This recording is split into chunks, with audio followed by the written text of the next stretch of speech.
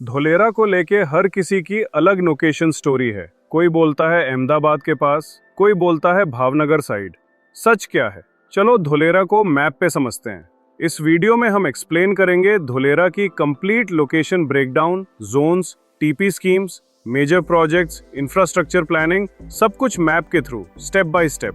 Video के end तक आप धोलेरा के बारे में मोस्ट लोगों से काफी ज्यादा जान चुके होंगे। तो चलिए शुरू करते हैं। सबसे पहले समझते हैं धोलेरा एग्जैक्टली कहाँ लोकेटेड है। धोलेरा इंडिया के वेस्टर्न रीजन में गुजरात स्टेट के अंदर कोस्टल बेल्ट में पोजीशनड है, स्पेसिफिकली गल्फ ऑफ खंबात के पास। अब ये लोकेशन रैंडम नहीं है। धोलेरा स्ट्रेटेजिकली गुजरात के 4 मेजर सिटीज के बीच बैठा हुआ है।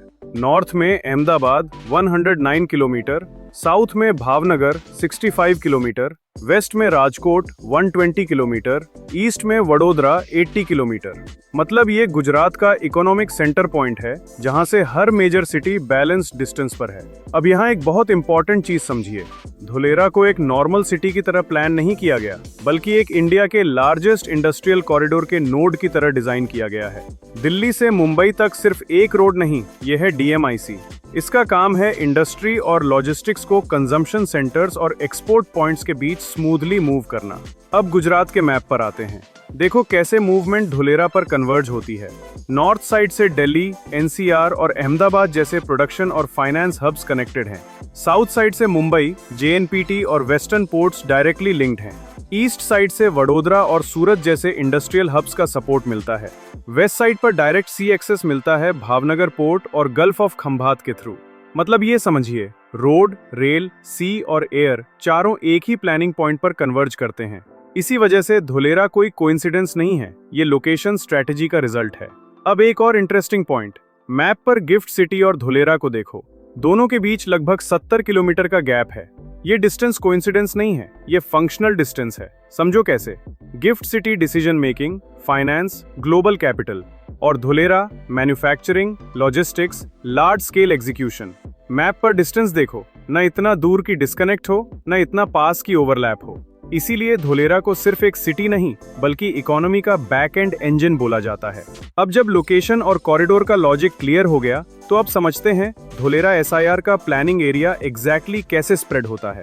मैप पर ध्यान से देखिए।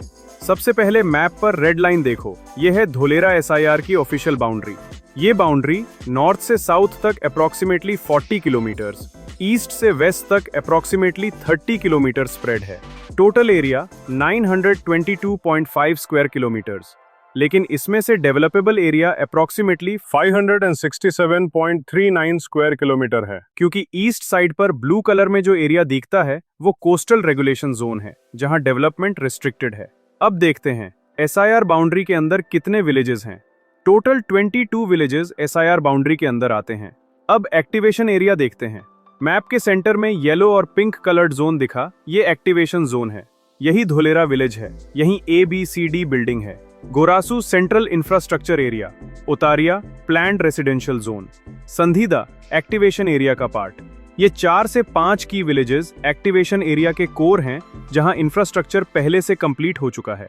अब एक्टिवेशन एरिया के बाहर, लेकिन SIR के अंदर जो विलेजेस हैं, नॉर्थ साइड पर कादीपुर, अंबली, गोगला है। ईस्ट कोस्टल साइड पर भीमतलाव, राहतलाव, महादेवपुरा जैसे विलेजेस हैं। साउथ साइड पर जंघी, मिंगलपुर, बावलियारी जैसे विलेजेस हैं और वेस्ट साइड पर हैबतपुर, सोढ़ी, चेर आदि। ये सब विलेजेस SIR के अंदर हैं, लेकिन एक्टिवेशन एरिया के बाहर, मतलब इंफ्रास्ट्रक्चर ग्रेजुअली डेवलप हो रहा है। अब SIR बाउंड्री के बाहर क्या है, मैप पर देखते हैं। साउथ वेस्ट कॉर्नर पर देखो, नावदा और वढ़ेला विलेजेस। ये SIR बाउंड्री के बिल्कुल एज पर हैं। और यहाँ पर एक इंपॉर्टेंट डिटेल, मैप के लेफ्ट पर भीमनाथ रेलवे स्टेशन दिखा। ये रेलवे लाइन नावदा और वढ़ेला के पास हैबतपुर से होते हुए अहमदाबाद धोलेरा एक्सप्रेसवे के अलाइन प्लान्ड है। नॉर्थ वेस्ट पर Fedra village, Ahmedabad expressway approach route पर। मैप पर देखो, एक्सप्रेसवे ग्रे लाइन फेदरा से होकर जाती है। ईस्ट साइड पर पिपली। मैप पर देखो, मल्टीपल रोड्स यहाँ इंटरसेक्ट होती हैं। इंटरनल कनेक्टिविटी पॉइंट और सबसे इंपॉर्टेंट नवागाम। मैप के ईस्ट साइड पर देखो, धोलेरा इंटरनेशनल एयरपोर्ट यहीं प्लान्ड है, SIR बाउंड्री के बाहर, डिलिबरेटली। क्यों? क्योंकि एविएशन सेफ्टी जोन्स और फ्यूचर रनवे एक्सपेंशन के लिए रेसिडेंशियल कोर से डिस्टेंस चाहिए। अब तक आप मैप के थ्रू ये क्लियर कर चुके हो कि धोलेरा रैंडमली डेवलप नहीं किया गया है। अब नेक्स्ट स्टेप ये समझना है धोलेरा की प्लानिंग का इंटरनल स्ट्रक्चर क्या है। इस स्ट्रक्चर का बैकबोन है टाउन प्लानिंग स्कीम्स यानी टीपी स्कीम्स। पूरे धोलेरा को 6 टाउन प्लानिंग स्कीम्स में डिवाइड किया गया है, टीपी 1 से टीपी 6 तक। ये 6 टीपीज आगे चलकर 27 सब टीपीज में ब्रेक होते हैं। इसका सिंपल मतलब ये है पूरा सिटी एक साथ नहीं, step by step TP wise execute किया जा रहा है। अब इसी लॉजिक को मैप के थ्रू क्लियरली समझते हैं। सबसे पहले मैप के सेंटर पर आइए। यहाँ आपको जो पहला डेवलप्ड बेल्ट दिखता है ये टीपी 1 और टीपी 2 का कंबाइंड कोर एरिया है। टीपी 2 धोलेरा का हार्ट एरिया, लगभग 102 वर्ग किलोमीटर यही धोलेरा का एडमिनिस्ट्रेटिव और रेसिडेंशियल कोर है। यहीं ABCD बिल्डिंग ऑलरेडी ऑपरेशनल है, एक्टिवेशन एरिया एक्टिव है, गवर्नमेंट ऑफिसेज और अर्ली रेसिडेंशियल क्लस्टर्स प्लान्ड हैं। टीपी 2 का रोल है सिटी को फंक्शनल बनाना, गवर्नेंस और पॉपुलेशन को एंकर देना। टीपी 2 के साथ ही लगा हुआ है टीपी 1 एरिया, लगभग 51 वर्ग किलोमीटर। टीपी 1 का role commercial zones, mixed use development, city centre planning.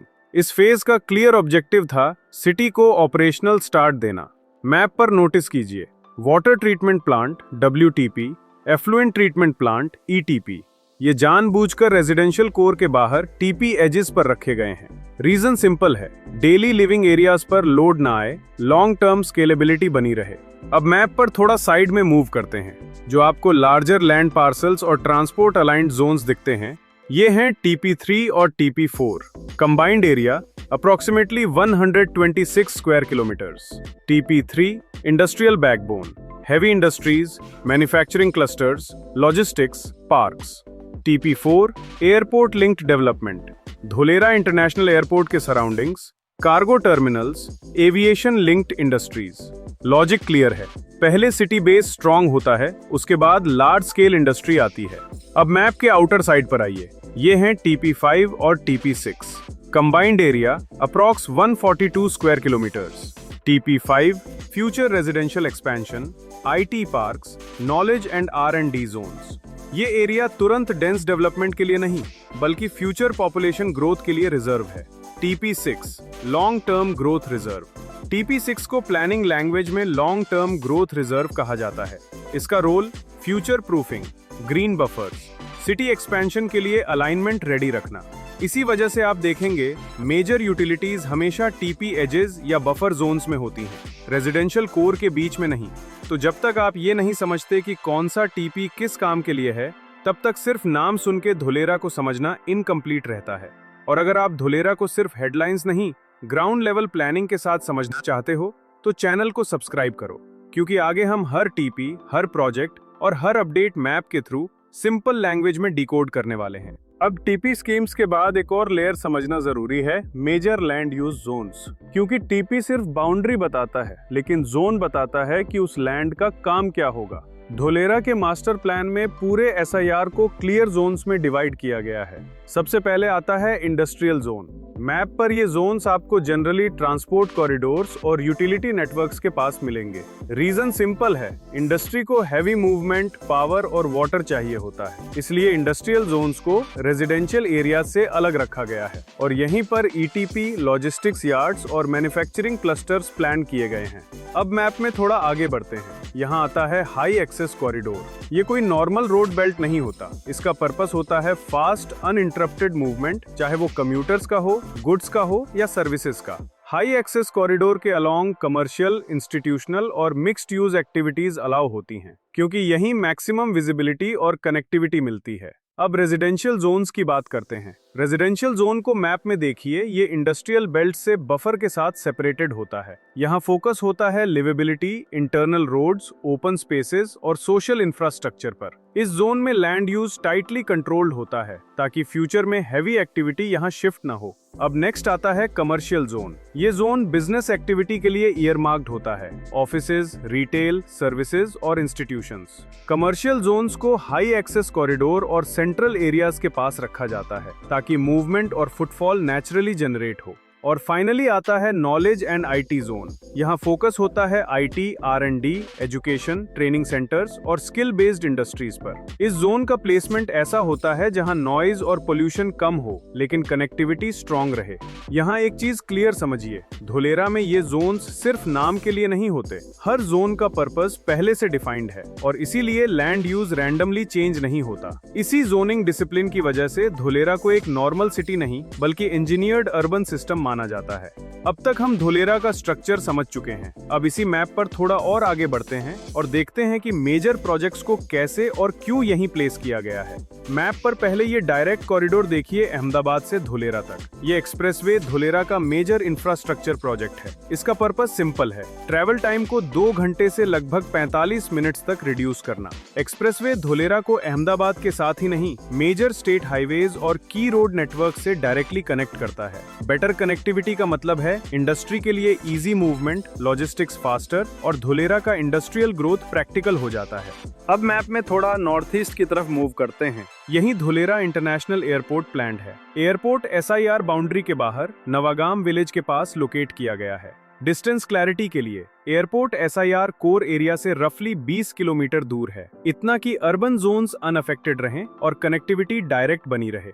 अब मैप को SIR के नॉर्थ ईस्ट इंडस्ट्रियल साइड पर शिफ्ट करते हैं। यहीं पर टाटा सेमीकंडक्टर प्लांट और रीन्यू पावर प्लांट है और एक्टिवेशन एरिया के जस्ट ऊपर लोकेट है। ये लोकेशन सेंट्रल स्पाइन रोड के क्लोज है, जिससे डायरेक्ट कनेक्टिविटी इंडस्ट्रियल फ्रेट और लॉजिस्टिक्स के लिए प्लान्ड है। इस एरिया को डेलिबरेटली इंडस्ट्रियल क्लस्टर जोन बनाया गया है ताकि यहाँ सिर्फ एक फैक्ट्री नहीं बल्कि सप्लायर्स, वेंडर्स और सपोर्ट यूनिट्स एक साथ डेवलप हो सके। इसलिए टाटा जैसे प्रोजेक्ट्स इसी साइड प्लेस किए गए हैं जहाँ पावर, वाटर और फ्रेट एक्सेस मैप लेवल पर पहले से डिफाइंड है। अब मैप के सेंट्रल एक्टिवेशन एरिया पर आते हैं। यहाँ आप ABCD बिल्डिंग और सराउंडिंग एक्टिवेशन जोन्स देखेंगे। इसका रोल गवर्नेंस और एग्जीक्यूशन का है। यहीं से अप्रूवल्स, कोऑर्डिनेशन और इम्प्लीमेंटेशन हैंडल होता है। इसी वजह से इस एरिया को धुलेरा का फर्स्ट ऑपरेशनल अर्बन कोर माना जाता है। मतलब प्लानिंग पेपर पर नहीं, ग्राउंड पर यहीं से स्टार्ट होती है।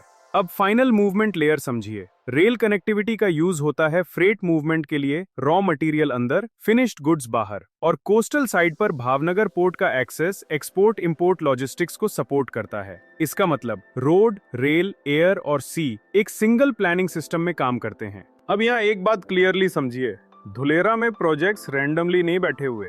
हर चीज का प्लान होता है, कहाँ है, कैसे मूव करेगा और कितना एक्सपैंड हो सकता है। इसीलिए धुलेरा को सिर्फ एक अपकमिंग सिटी नहीं बल्कि धुलेरा को प्लानिंग ड्रिवन इंडस्ट्रियल इकोसिस्टम के तौर पर देखा जाता है, जहां मैप और स्ट्रेटेजी दोनों का यूज किया गया है। सो फार अगर आप यहां तक आए हो तो आपने धुलेरा को सिर्फ नाम से नहीं, मैप के थ्रू समझना स्टार्ट कर दिया है। अब तक हम देख चुके हैं धुलेरा गुजरात में एग्जैक्टली कहां लोकेटेड है, SIR बाउंड्री का एक्चुअल लॉजिक क्या है, टाउन प्लानिंग स्कीम्स का पर्पस क्या है और मेजर प्रोजेक्ट्स को किस सोच के साथ प्लेस किया गया है। अगर आपको ये एक्सप्लेनेशन क्लियर लगी हो और ऐसी ही सिंपल लैंग्वेज में डिटेल ब्रेकडाउन आगे भी चाहते हो तो चैनल को सब्सक्राइब कर लो। नेक्स्ट वीडियो में हम धुलेरा वर्सेस गिफ्ट सिटी को कंपेयर करने वाले हैं।